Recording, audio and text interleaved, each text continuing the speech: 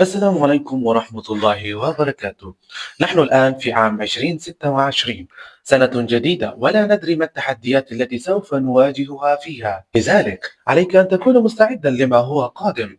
سنة جديدة يعني أهداف جديدة، ولا بد يا صديقي أن تراجع نفسك جيدا وتسأل نفسك هذه الأسئلة، وهي: ما الذي كنت أريد أن أحققه في السنة الماضية؟ وهل حققته أم لا؟ وإذا كانت الإجابة لا، فما السبب؟ هل كنت منتجا في تلك السنة؟ هل كان وضعي المالي متحسن أم قمت بتحسينه أم لا؟ هل تعلمت لغة جديدة أم لا؟ هل قمت بتطوير مهارة جديدة أم لا؟ هل قمت بتكوين صداقات جديدة أيضا أم لا؟ إذا كانت إجابتك يا صديقي على كل هذه الأسئلة بلا، فاعلم أنك لا تطور من نفسك، وأيضا عمرك ينفذ دون جدوى، وهذا أمر خطير، لأن أغلى ما تملك هو وقتك. ولهذا يا صديقي أذكرك وأذكر نفسي بأهمية الوقت. علينا أن نقوم باستغلاله على أكمل وجه كي لا نندم. ولذلك سأتكلم على أفضل شيء يجعلك تستغل وقتك على أكمل وجه، ألا وهو يا صديقي التخطيط. نعم، التخطيط. التخطيط من أهم الأشياء أو الطرق أو الأنظمة التي تتبعها كي تستغل وقتك على أكمل وجه في تحقيق أهدافك. لذلك عليك أن تقوم بتخطيط وقتك بشكل مدروس.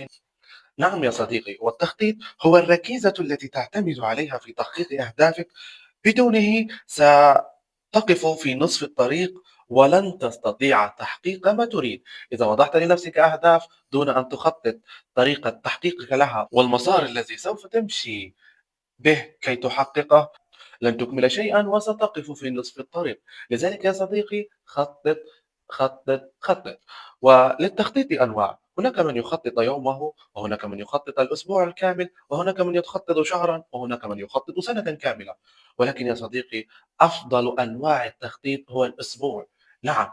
لماذا الأسبوع؟ الأسبوع مدة كافية كي تفعل فيها بعض الأهداف الصغيرة التي يمكنك أن تستمر في عملها، وستجد أيضا نتائج جيدة ترضيك سريعة تحفزك على الاستمرار. أما إذا وضعت تخطيطا لمدة شهر كامل فأظن أن ذلك يجعلك تشعر بالملل، وأيضا ستكون النتائج بعيدة، فهذا يجعلك تشعر بالإحباط وتقف. وأيضا إذا انتظرنا لمدة سنة كاملة في التخطيط فالنتائج ستكون بعيدة جدا، لذلك لن تستطيع أن تحقق الأهداف السنوية التي وضعها. إذا التخطيط الأسبوعي هو أهم أنواع التخطيط.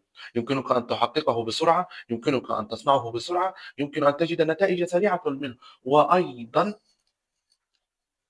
يحفزك باستمرار على فعل المزيد والمزيد، ويجعلك تتقدم وتحقق ما تريد دون أن تشعر لا به ملل، لا به صعوبة، ولا به حزن كبير إذا قمت بالتقصير به. فإذا قمت بالتقصير في التخطيط الأسبوعي ستندم ندم يحفزك على الاستمرار.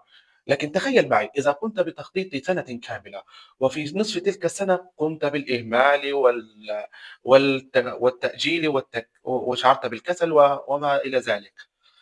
بعد تلك السنة ستجد نفسك أنك لم تحقق أي شيء بها.